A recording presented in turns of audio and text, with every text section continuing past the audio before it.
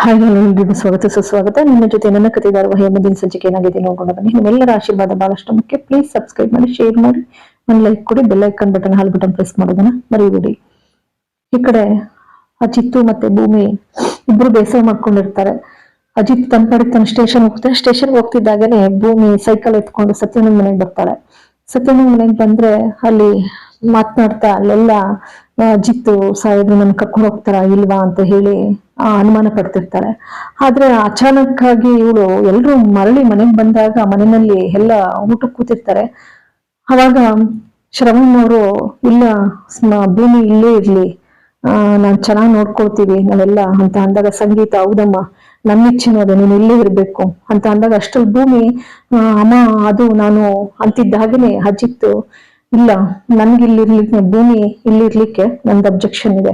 ಯಾವ್ದೇ ಕಾರಣಕ್ಕೂ ಭೂಮಿ ನಾನು ಇಲ್ಲಿ ಬಿಟ್ಟು ಹೋಗಲ್ಲ, ನನ್ ಜೊತೆನೆ ನಾನು ಕರ್ಕೊಂಡು ಹೋಗ್ತೀನಿ, ನಾನು ಅವಳನ್ನ ಬಿಟ್ಟಿರಕ್ ಆಗೋದಿಲ್ಲ ಅಂತ ಹೇಳಿ ಅಜಿತ್ ಹೇಳ್ತಾನೆ. ಹೇಳಿದ ತಕ್ಷಣ ಭೂಮಿಗೆ ಬಹಳ ಖುಷಿ ಆಗುತ್ತೆ. ಯಾಕೆಂದ್ರೆ ಭೂಮಿ ಸತ್ಯಣ್ಣನ ಜೊತೆ ಹೋಗಿ ಅಲ್ಲಿ ಸೈಕಲ್ ಎತ್ಕೊಂಡು ಹೋಗಿರ್ತಾಳೆ, ಒಬ್ಳೆ ಹೋಗಿರ್ತಾಳೆ. ಹೋಗ್ಬಿಟ್ಟು ಸತ್ಯಣ್ಣನ ಮನೆ ಬಾಗ್ಲು ಬಿಡಿತಿದ್ದಂಗೆ ಸತ್ಯಣ್ಣಂಗೆ ಆಶ್ಚರ್ಯ ಆಗುತ್ತೆ. ಇದೇನು ಭೂಮಿ ಇದ್ದಕ್ಕಿದ್ದಾಗೆ ನೀನು? ಅದಕ್ಕೆ ಭೂಮಿ ಹೇಳ್ತಾಳೆ, ಯಾಕೆ ಸತ್ಯಣ್ಣ ನಾನು ನಿಮ್ಮ ಮನೆಗೆ ಬರ್ಬಾರ್ದಿತ್ತ, ತಂಗಿ ಮನೆಗೆ ಬಂದ್ರೆ ಯಾಕೆ ಈಗಂತೀರಲ್ಲ ಅಂತ ಹೇಳಿ ಕೇಳ್ತಾ ಇರ್ತಾಳೆ. ಆದ್ರೆ ಈಗ ಅಚಾನಕ್ ಆಗಿ ಅಜಿತ್ ಜೊತೆಲಿ ಕರ್ಕೊಂಡು ಹೋಗ್ತೀನಿ ತಿನ್ನಕ್ಕೆ ಖುಷಿ ಆಗ್ಬಿಡ್ತದೆ ಅವಳಿಗೆ.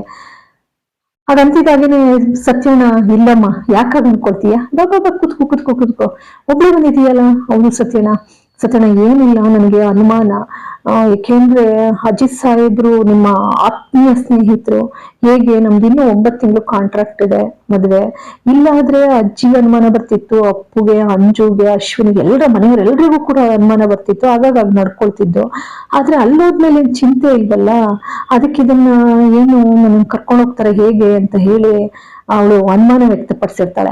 ಅದ್ರ ಗುಂಗಿನಲ್ಲೇ ಇರ್ತಾಳೆ. ಆದ್ರೆ ಯಾವಾಗ ಈ ಸಂಭ್ರಮದ ಅಂದ್ರೆ ಯಾರಾದ್ರೂ ಕೂಡ ಗಂಡನ ಜೊತೆ ಅದ್ರಲ್ಲೂ ಬಹಳಷ್ಟು ಅನ್ಯೋನ್ಯತೆಯಿಂದ ಅಚ್ಚುಮೆಚ್ಚಿನವಳಾಗಿ ಇವಳನ್ನು ಬಿಟ್ಟರೆ ನನಗೆ ಪ್ರಪಂಚವಿಲ್ಲ ಅನ್ನುವಷ್ಟು ಆರಾಧಿಸುವಂತ ಗಂಡನ್ ಇದಾನೆ ಅಂತ ಅಂದಾಗ ಯಾವ ಹೆಣ್ಣು ತಾನೇ ಆ ಗಂಡನ ಜೊತೆ ಹೋಗ್ಲಿಕ್ಕೆ ಇಚ್ಛೆ ಪಡೋಲ್ಲ ಹೇಳಿ. ಆದ್ರೆ ಒಂದು ನಮ್ಮ ಭಾರತದ ಒಂದು ಸನಾತನ ಧರ್ಮದ ನಮ್ಮ ಸಂಸ್ಕಾರ ಏನಪ್ಪಾ, ಸಂಸ್ಕೃತಿ ಏನಪ್ಪಾ ಅಂತ ಅಂದ್ರೆ ಗಂಡ ಎಂತವನೇ ಆದ್ರೂ ಕೂಡ ಹೆಂಡತಿ ಬಿಟ್ಟಿರ್ಲಿಕ್ಕೆ ಇಚ್ಛೆ ಪಡೋದಿಲ್ಲ. ಅದೇನೋ ಪತಿಯ ಪರದೈವ ಅಂತಾರಲ್ಲ ಆ ರೀತಿ ಏನೇನೋ ನಡಿಬೋದು, ಆದ್ರೂ ಕೂಡ ಇದ್ದೇ ಇರ್ತದೆ. ಅದ್ರಲ್ಲೂ ಕೂಡ ನಮ್ಮಂತ ಬಡ ಮಧ್ಯಮ ವರ್ಗದ ಕುಟುಂಬದಲ್ಲಂತೂ ಹೆಚ್ಚು ಹೊಂದಾಣಿಕೆ ಮಾಡ್ಕೊಂಡು ಹೋಗ್ಲಿಕ್ಕೇನೆ ಇಚ್ಛೆ ಪಡುವಂಥದ್ದು ಗಂಡನ ಜೊತೆ. ಇಲ್ಲಿ ಅಜಿತ್ ಜೊತೆ ಹೋಗುವಂತ ಇಚ್ಛೆನ ಸತ್ಯಣ್ಣ ಜೊತೆ ಹೇಳ್ತಿದ್ದಾಗೇನೆ ಸತ್ಯಣ್ಣ ಅಲ್ಲಮ್ಮ ನಿಮ್ಮಿಬ್ಬರದು ಮದ್ವೆ ಆಗಿದೆ, ಕರ್ಕೊಂಡು ಹೋಗ್ತಾರೆ, ಅಜಿತ್ನ ಅಷ್ಟು ಸುಲಭವಾಗಿ ಭಾವಿಸ್ಬೇಡ, ಬಹಳ ಒಳ್ಳೆ ಹುಡುಗ ನಮ್ಮ ಅವನು ಅಂತ ಹೇಳ್ತಾರೆ. ಅಷ್ಟು phone ಬರ್ತಿದ್ದಾಗೇನೆ Satyanna Ajit ಸಾಹೇಬಿದ್ದು receive ಮಾಡೋದಿಗೆ receive ಮಾಡ್ತಾರೆ. ಈ ಕಡೆ ಅಜಿತ್ ಸ್ಟೇಷನ್ ನಲ್ಲಿ ಪಾಪ ಅಂದು ಹೊಸದಾಗಿ ಅಪಾಯಿಂಟ್ ಆಗಿ ಬಂದಾಗ ಶ್ರವಣ್ಣ ಅವರು ಕಾಲಿಗೆ ಬಿದ್ದು ನಮಸ್ಕರಿಸ್ಕೊಂಡು, ಶ್ರವಣ್ಣವರು ಕೂಡ ಅದನ್ನೇ ಜ್ಞಾಪಿಸ್ಕೊಳ್ತಾ ಬರ್ತಾರೆ. ನಮಸ್ಕಾರ ಮಾಡ್ಕೊಂಡಿದ್ದು, ಶ್ರವಣ್ಣ ಮಾಮ ಕಂಗ್ರ್ಯಾಚುಲೇಷನ್ ಹೇಳಿದ್ದು, ಅನಂತರ ಇಬ್ರು ಸೇರಿ ವ್ಯಾಯಾಮ ಮಾಡಿದಂತ ಎಲ್ಲಾ ಕ್ಷಣನೂ ಕೂಡ ಅಜಿತ್ ಕಣ್ ಮುಂದೆ ಹೋಗ್ತಿದೆ. ಸ್ಟೇಷನ್ ಅಲ್ಲಿ ನಿಂತ್ಕೊಂಡು ಆಮೇಲೆ ಒಂದು ಡೈರಿ ತೆಗಿತಾರೆ. ಡೈರಿನಲ್ಲಿ ಎಲ್ಲ ಸಾಹಿತ್ಯ ಫೋಟೋಗಳು ಇರ್ತವೆ. ಆ ಫೋಟೋ ನೋಡ್ಬಿಟ್ಟು ಮತ್ತೆ ಸಾಹಿತ್ಯ ನೆನಪಾಗಕ್ಕೆ ಶುರುವಾಗುತ್ತೆ ಅಜಿತ್ಗೆ. ಹಾಗೆ ಜ್ಞಾಪಿಸ್ಕೊಳ್ತಾ ಹೋದಾಗ ಸಾಹಿತ್ಯ ಹೂ ಬೊಕ್ಕೆ ಕೊಟ್ಟು ಐ ಲವ್ ಯು ಸಾಹಿತ್ಯ ಅಂತ ಅಂದಿದ್ದು, ಥ್ಯಾಂಕ್ಸ್ ಅಜಿತ್, ನಾನು ಕೂಡ ನೀನ್ ಬಹಳ ಪ್ರೀತಿಸ್ತೀನಿ ಅಂತ ತಿರುಗಿ ಹೇಳಿಂತಿದ್ದು, ಮತ್ತೆ ಇಬ್ರು ಸೇರಿ ದೀಪಾವಳಿಯ ಸಂಭ್ರಮಾಚರಣೆಯನ್ನು ಮಾಡಿದ್ದು ಅದು ಕೂಡ ನೆನಪಾಗುತ್ತೆ. ಅಂದ್ರೆ ಅಜಿತ್ ಮಂಡಿಯೂರಿ ರಿಂಗ್ ಹಿಡ್ಕೊಂಡು ಮ್ಯಾರಿ ಮೀ ಅಂತ ಅಂದಾಗ ಓ ಎಸ್ ಅಫ್ಕೋರ್ಸ್ ಅಂತ ಹೇಳಿ ಯಾಕಾಗ್ಬಾರ್ದು, ಖಂಡಿತ ನಾನು ನಿಮ್ಮನ್ನ ಮದ್ವೆ ಹಾಕ್ತೀನಿ ಅಂತ ಹೇಳಿ ಸಾಹಿತ್ಯ ಖುಷಿ ವ್ಯಕ್ತಪಡಿಸಿದ್ದು ಇದೆಲ್ಲ ನೆನಪಾಗತ್ತೆ ಅಜಿತ್ಗೆ. ಒಂದ್ ರೀತಿ ಪಾಪ ಭಾವುಕನಾಗ್ತಾನೆ, ಕಣ್ಣಲ್ಲಿ ನೀರ್ ಬರ್ತದೆ. ಏನಪ್ಪಾ ವಿಧಿ ನನ್ನ ಕರ್ಕಬಾರ್ದ ಅನ್ನೋ ಮಟ್ಟಕ್ಕೆ ಬಹಳ ನೋವಾಗತ್ತೆ ಸಾಹಿತ್ಯ ನೆನಪಾಗ್ತಿದ್ದಾಗನೆ. ಆದ್ರೆ ಮತ್ತೊಂದೆಡೆ ಭೂಮಿ ನೆನಪಾಗ್ತಿದ್ದಾಗನೆ ನಂಬಿ ಬಂದಿದ್ದಾಳೆ, ನನ್ನ ಕಷ್ಟ ಕಾಲದಲ್ಲಿ ಹಿಡ್ದಿದ್ದಾಳೆ, ಅವನ್ನ ಬಿಡ್ಲಿಕ್ಕೆ ಸಾಧ್ಯ ಇಲ್ಲ ಅನ್ನುವಂಥದ್ದು. ಮತ್ತೊಂದೆಡೆ ಅವನ ಆ ಒಂದು ಕರುಳು ಕರೀತದೆ ಭೂಮಿಗಾಗಿ. ತಕ್ಷಣ ಫೋನ್ ಮಾಡ್ತಾಳೆ. ಭೂಮಿ ನೆನಪಾಗ್ತಿದ್ದಾಗನೆ ಎಲ್ಲಿದೆಯಾ ಭೂಮಿ ಅಂದಾಗ ಅಷ್ಟರಲ್ಲಿ ಮತ್ತೆ ನೆನಪಾಗ್ಬಿಟ್ಟು, ನೋಡು ಭೂಮಿ, ಎಲ್ರಿಗೂ ರಾತ್ರಿ ನಾವಿನ್ ಯಾವತ್ ಬರ್ತೀವೋ ಏನೋ ಊಟಕ್ಕೆ ಕರ್ಕೊಂಡು ಹೋಗೋಣ, ಹೇಳ್ಬಿಡು ಮನೆಯವ್ರು ಎಲ್ರಿಗೆ ಅಂದಾಗ, ಭೂಮಿ ಇಲ್ಲ, ನಾನು ಮನೆಗೆ ಹೋಗಿ ಹೇಳ್ತೀನಿ ಅತ್ತೆಗೆ ಅಂತ ಹೇಳ್ತಾಳೆ. ನೀನೆಲ್ಲಿದ್ಯಾ ಹಾಗಾದ್ರೆ ಅಂತ ಅಜಿತ್ ಕೇಳ್ತಾಳೆ. ಅದಕ್ಕೆ ಭೂಮಿ, ಸತ್ಯಣ್ಣನ ಮನೆಗೆ ಬಂದಿದ್ದೆ. ಅದಕ್ಕೆ ಅಜಿತ್ ಹೇಳ್ತಾರೆ, ಏನು ನಿನಗೆ ಸ್ವಲ್ಪ ಕಾಮನ್ ಸೆನ್ಸ್ ಇಲ್ವಾ? ನಿನಗೆ ಜೀವಕ್ಕೆ ಅಪಾಯ ಇದೆ ಅನ್ನೋದು ಗೊತ್ತಿಲ್ಲ ನಿನಗೆ? ಎಲ್ಲಂದ್ರಲ್ಲಿ ಬರ್ತಾ ಇರೋದ ನಾನೇನು ಅಲ್ಲೇನೋ ನಾನು ಬಂದು ಕರ್ಕೊಂಡು ಹೋಗೋವ್ರಿಗೆ ಅಂತ ಹೇಳಿ ಅಜಿತ್ ಹೇಳ್ತಾನೆ. ಆಯ್ತು ಅಂತ ಫೋನ್ ಇಡ್ತಾಳೆ. ತಕ್ಷಣ ಬಂದೇ ಬಿಡ್ತಾರೆ ಹಿಂದೆ ಅಜಿತ್. ಅಷ್ಟು ಬಿಟ್ಟಿರ್ಲಾಗದಂತಹ ನ್ಯೂನ್ಯತೆ, ಪ್ರೀತಿ ಅವಳ ಮೇಲೆ, ಅಗಾಧವಾದಂತಹ ಪ್ರೇಮ ಭೂಮಿ ಮೇಲೆ. ಭೂಮಿಗೂ ಅಷ್ಟೇ ಅಜಿತನ್ ಬಿಟ್ಟಿರ್ಲಾರ್ದಷ್ಟು ಪ್ರೀತಿ. ತಕ್ಷಣ ಬರ್ತಿದ್ದಾಗೇನೆ ಸತ್ಯಣ್ಣನ ಜೊತೆ ಭೂಮಿ ಸೈಕಲ್ ಅಲ್ಲಿ ನಡ್ಕೋತಾ ಬರ್ತಿರ್ತಾಳೆ. ಅಜಿತ್ ಅಡ್ಡ ಹಾಕ್ತಾಳೆ. ಅಜಿತ್ ಅಡ್ಡ ಆಗ್ಬಿಟ್ಟು, ಏನ್ ನಿನಗೆ ಸ್ವಲ್ಪನಾದ್ರೂ ಕಾಮನ್ ಸೆನ್ಸ್ ಇಲ್ವಾ ಭೂಮಿ? ನಾನು ಏನಂತ ಹೇಳಿದ್ದೆ ನಿನ್ಗೆ? ಏನ್ ಈ ಪುಷ್ಪಕ ವಿಮಾನ ಎತ್ಕೊಂಡು ಹಾಗೆ ಬರ್ತಾ ಇರೋದೇನಾ? ಎಲ್ಲಂದ್ರಲ್ಲಿ ಓಡಾಡ್ತಾ ಇರೋದೇನಾ? ಏನ್ ನಿನ್ಗೆ ಅಷ್ಟು ಗೊತ್ತಾಗಲ್ವಾ ನಿನ್ಗೆ ಜೀವಕ್ಕೆ ಅಪಾಯ ಇದೆ ಅಂತ? ಎಷ್ಟ್ ಸತಿ ಹೇಳ್ಬೇಕು ನಿನ್ಗೆ? ಹಾಗಂದಾಗ ಭೂಮಿ ಸೈಲೆಂಟ್ ಆಗ್ತಾಳೆ.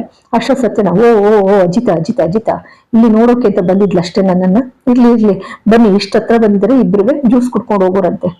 ಹಾಗಂದಾಗ ಭೂಮಿ, ಬೇಡ ನಡಿ ಹೋಗೋಣ ಅಂತ ಹೇಳ ಅಂದ್ರೂ ಕೂಡ ಬಿಡೋದಿಲ್ಲ ಸತ್ಯನ. ಬಾಪ ಜ್ಯೂಸ್ ಕುಡ್ಕೊಂಡು ಹೋಗಿದಂತೆ. ಅದಕ್ಕೆ ಅಜಿತ್ತು, ಇಲ್ಲ ಸತ್ಯಣ್ಣ, ಮನ್ಸಾಕೋ ಬೇಸರ ಇದೆ, ಬಹಳನೇ ಬೇಸರ ಇದೆ ಮನ್ಸಿಗೆ. ಯಾಕೆ ಏನೋ ಒಂಥರ ಕಸಿವಿಸಿ ಆಗ್ತಾ ಇಲ್ಲ, ಎಲ್ಲಿರೋಕ್ಕೂ ಸಮಾಧಾನ ಆಗ್ತಾ ಇಲ್ಲ. ಪಾಪ ಅಂತ ನಿಷ್ಠಾವಂತ ಅಧಿಕಾರಿಗೆ ವರ್ಗಾವಣೆ ಮಾಡಿಸಿದಾರೆ ಪಾಪಿಗಳು. ಅದೇನೇನ್ರಿ ಭಾರತ ದೇಶದಲ್ಲಿ ನಡೀತಾ ಇರುವಂತದ್ದು ಅಲ್ವಾ? ಅದರಲ್ಲೂ ಕರ್ನಾಟಕದಲ್ಲಂತೂ 7 ಲಸದಳ ಅಲ್ವಾ? ನಿಷ್ಠಾವಂತ ಅಧಿಕಾರಿಗಳಿಗೆ ಜಾಗ ಇಲ್ಲ, ಕೊಲೆನೂ ಮಾಡಿಸ್ತಾರೆ, ಎಲ್ಲಾ ಮಾಡಿಸ್ತಾರೆ. ಆ ತರನಾಗೆ ನಡೀತಾ ಇರ್ತಕ್ಕಂಥದ್ದು. ಅದೇ ಈ ಒಂದು ಧಾರಾವಾಹಿಯಲ್ಲಿಯೂ ಕೂಡ, ನಾವು ಇಲ್ಲಿ ಸಂಚಿಕೆಯಲ್ಲಿಯೂ ಕೂಡ ಇಂಥ ನಿಷ್ಠಾವಂತ ಅಧಿಕಾರಿಗೆ ಕಾಲ ಇಲ್ಲ ಅನ್ನುವಂಥದ್ದನ್ನ ನಾವು ನಿಜ ಜೀವನದಲ್ಲಿ ಏನ್ ನೋಡ್ತೀವೋ ಅದನ್ನ ನಾವು ಈ ಸಂಚಿಕೆ ಮುಖೇನ ಕಾಣ್ತಾ ಇದ್ದೇವೆ. ಪಾಪ ಅಜಿತ್ ಅಂತ ನಿಷ್ಠಾವಂತ ಅಧಿಕಾರಿ ಅದನ್ನು ಕೂಡ ವರ್ಗಾವಣೆ ಮಾಡಿಸ್ತಾರೆ. ಹಾಗಲ್ಲ ಸತ್ಯಣ್ಣ, ಹೋಗ್ತೀವಿ ಅಂತ ಹೇಳಿ ಭೂಮಿ ಅಜಿತ್ ಇಬ್ರು ಕೂಡ ಜೊತೆನಲ್ಲಿ ಹೊರಟೋಗ್ತಾರೆ. ಮನೆಗ್ ಬರ್ತಾರೆ. ಮನೆಗ್ ಬಂದು ಊಟ ಮಾಡ್ತಾ ಇರ್ಬೇಕಾದ್ರೆ ಎಲ್ರು ಕೂಡ, ಅಷ್ಟರಲ್ಲಿ ಶ್ರವಣ್, ಬೇಡಪ್ಪ ಅಜಿತ, ಭೂಮಿ ಬಿಟ್ಟು ಹೋಗು, ನಾವೆಲ್ರು ನೋಡ್ಕೊಳ್ತೀವಿ ಚೆನ್ನಾಗಿ ಅಂತ ಹೇಳ್ತಾರೆ. ಸಂಗೀತನು ಕೂಡ, ಭೂಮಿ ನೀನು ಹೋಗ್ಬೇಡ, ನೀನು ಹೋದ್ರೆ ನಮಗೂ ಬೇಸರ, ನಾವು ಇಲ್ಲೇ ಇರು ನೀನು, ನಾವು ಚೆನ್ನಾಗಿ ನೋಡ್ಕೊಳ್ತೀವಿ ಅಂದಾಗ ಭೂಮಿ ಅದು ಅಂತಿದ್ದಾಗೇನೆ ಅಜಿತ್ತು, ಇಲ್ಲ, ನನ್ನ ಅಬ್ಜೆಕ್ಷನ್ ಇದೆ, ಯಾವುದೇ ಕಾರಣಕ್ಕೂ ಭೂಮಿನ ಇಲ್ಲಿ ಬಿಟ್ಟು ಹೋಗುವಂತ ಪ್ರಮೇಯನೇ ಇಲ್ಲ, ಯಾವುದೇ ಕಾರಣಕ್ಕೂ ಬಿಟ್ಟು ಹೋಗುದಿಲ್ಲ. ಅವಳು ನನ್ನ ಜೊತೆನೆ ಬರ್ತಾಳೆ, ನನ್ನ ಹೆಂಡತಿಯಾಗಿ ನನ್ನ ಜೊತೆನೆ ಇರ್ತಾಳೆ, ನನ್ನ ಜೀವನದ ಕೊನೆ ಉಸಿರಿರುವಾಗೂ ಕೂಡ ನನ್ನ ಜೊತೆಯಲ್ಲಿ ಇರುವಂತವಳು ನನ್ನ ಧರ್ಮಪತ್ನಿ, ನನ್ನ ಜೊತೆಲೇ ಬರ್ಬೇಕು ಅವಳು.